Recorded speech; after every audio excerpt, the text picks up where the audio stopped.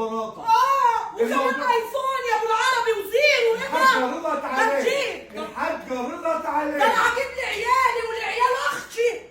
بقول بس لك كده، ايه؟ وعندنا اللابتوب كمان ب 15 درهم بالشحن بتاعه. احي يا ابو العربي. الموضوع كبير يا حاجه. ب 15 درهم. ده ايام طين. أحي. ده كتير علينا كده. ايه ده؟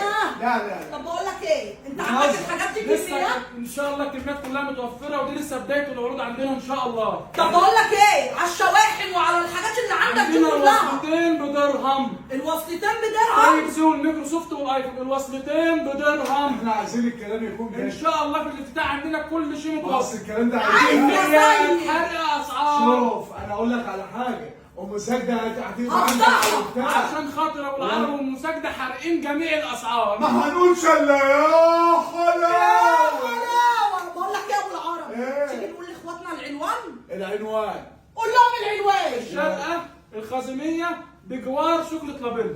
بصوا يا اخواتي، اي حد هيجي هنا لسيد ويقول له من تبع المصدى وابو العربي هياخد ب 10 درهم وب 15 درهم والشاحن كمان ب 2 درهم. وتحقق طموحاتك وتقول يا حاج ابعد عننا يا